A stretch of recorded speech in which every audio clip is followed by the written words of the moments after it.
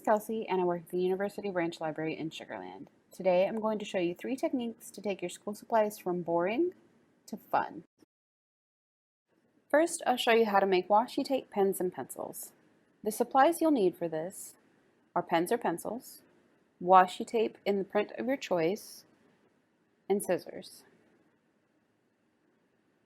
To begin, I'm going to take my pencil and my washi tape and I'm going to measure out a piece of tape just a bit longer than my pencil and cut it off. This is so that I can be sure I have enough tape to get to the end of the pencil. Then I'm going to line that piece up with the metal edge of my pencil. I'm going to try to make sure that the piece of tape is going to go straight down the pencil, and then I'm going to push it all the way down the middle and then on the sides, making sure that it is smooth as I do so.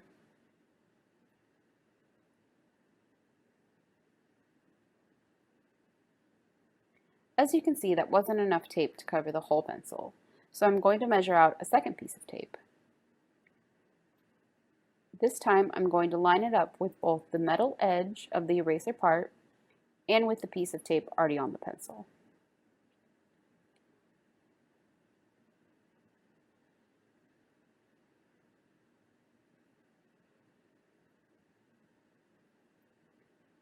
Then, as I smooth it down, I'm going to use my nail to only smooth it to the other side of the piece of tape already on the pencil.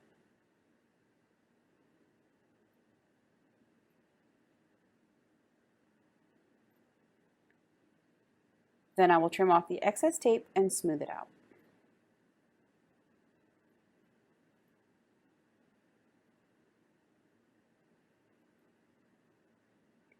To sharpen the pencil, it is best to peel back a bit of the tape, sharpen the pencil, and then lay the tape back down or tear off the excess tape at the end.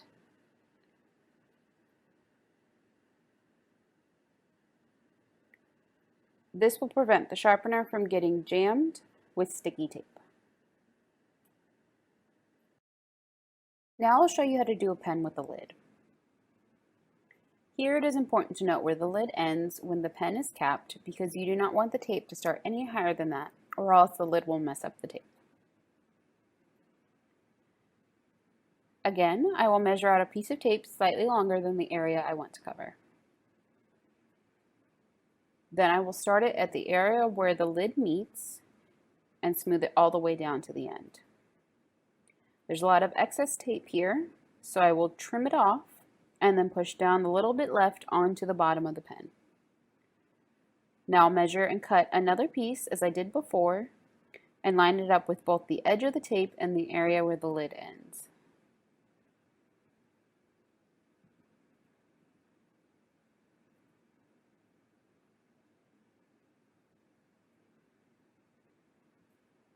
This time, however, I'm going to let the second piece overlap the first piece. This is optional. You can always trim it as I did with the pencil. Then I'm going to trim off the excess tape at the end and push the little bit left down on the bottom just as I did before. With this pen, I'm going to leave the cap untaped, but you can tape it as I did with this other pen here. You just have to work around the clip on the cap. Washi tape can be used to decorate items other than pens and pencils. Examples include folders like this one, binders, clipboards, an X-Acto knife, and other items. Next, I'll show you how to decoupage a notebook. You'll need a notebook for this project, preferably one with a cardboard cover because the paint peels off the plastic ones. You'll also need paintbrushes, Mod Podge, paint in the color of your choice and white for a base layer if you have a dark notebook cover, images from a magazine or the internet, a paint pen or marker, washi tape or masking tape, and a paper plate or paint palette. To begin, I'm going to open my notebook and lay the cover flat on my work surface, which is protected with a plastic tablecloth. This will keep paint from getting onto the pages of the notebook. Then I'm going to take my washi tape and put a piece along the edge of the black binding so that I have a clean edge when I'm finished with my notebook.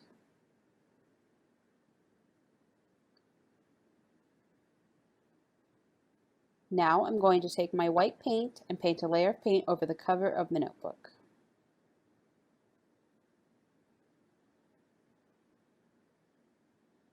To get the best coverage, you may need to paint at least 2 layers of white as I did here, letting the paint dry completely between each layer.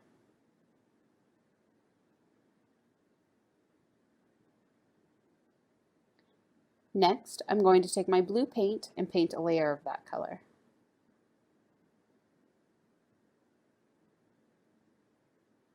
As you can see, the coverage of the blue is not very good at all. It took about 3 layers to get decent coverage. Again, be sure to let the paint dry completely between layers or you may mess up your paint job. Once the paint is to your liking and completely dry, it is time to add the images. If you want to add a design like the polka dots I did on this other notebook, do that first, but I'm going to leave my background bare. Now I'm going to lay out my images and decide where I want them to go, making sure to leave room for a word or phrase towards the top.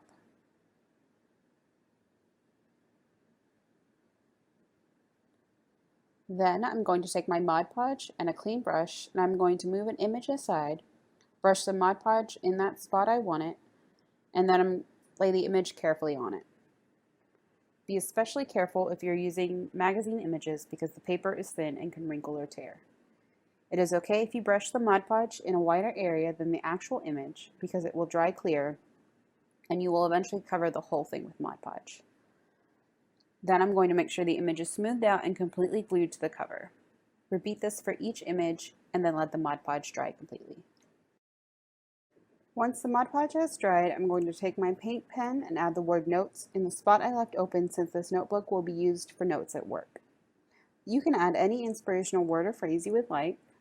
If this was for personal use, I'd probably write something like dream freely.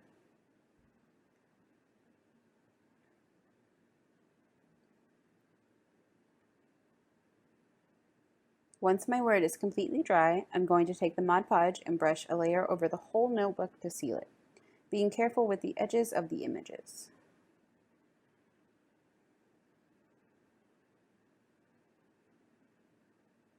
You could do 2 layers if you'd like, but I'm only going to do 1.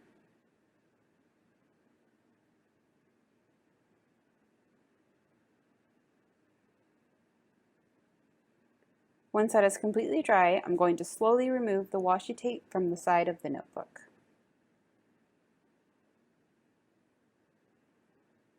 Do this as slowly as you can so that you don't remove any paint with it.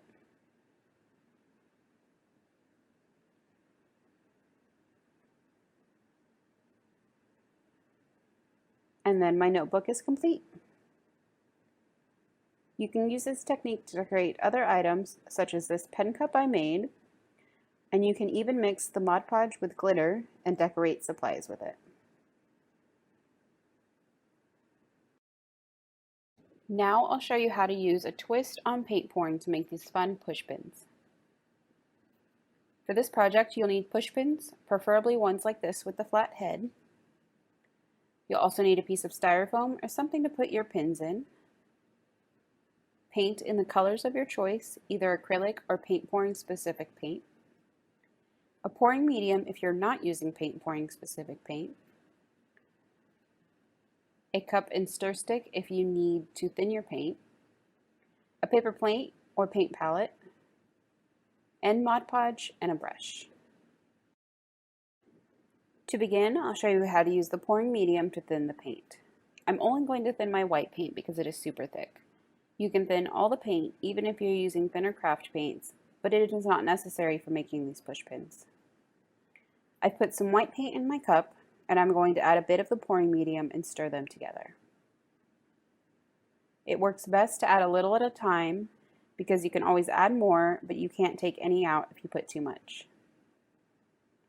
I will continue to add and stir until I get a thinner consistency, even adding a bit more paint. Truly, you want it to be a pouring consistency, and this is a little thick, but it will do for this project.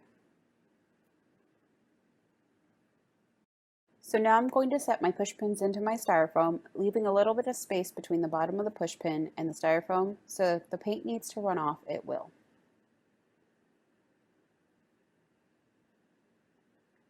Normally you would pour the paint over the object you are painting, but since this is such a small surface area, I'm actually going to dip them in the paint.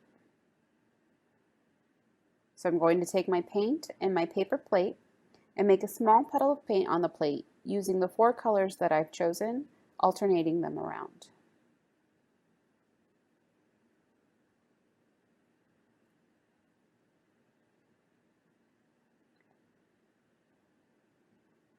Then I'm going to take a paper clip and drag it through the paint.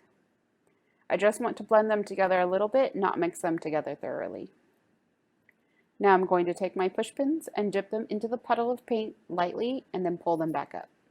It's okay if you drop one into the paint like I did, just pick it up and put it back into the styrofoam. You can do this with as many push pins as you'd like.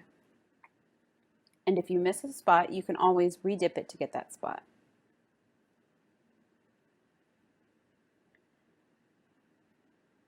You can also take a pencil and roll it in the paint like this one here. Now I'm going to let them dry completely, and then once they're dry, I'm going to take the Mod Podge and brush a little on each one to seal it and give them a glossy finish.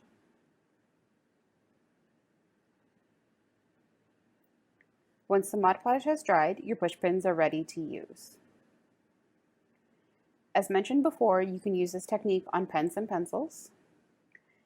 You can also paint pour on larger supplies such as scissors, but for that you would want to use the pouring medium to thin the paints, and then you would want to use a more traditional paint pouring method and pour the paint over the item.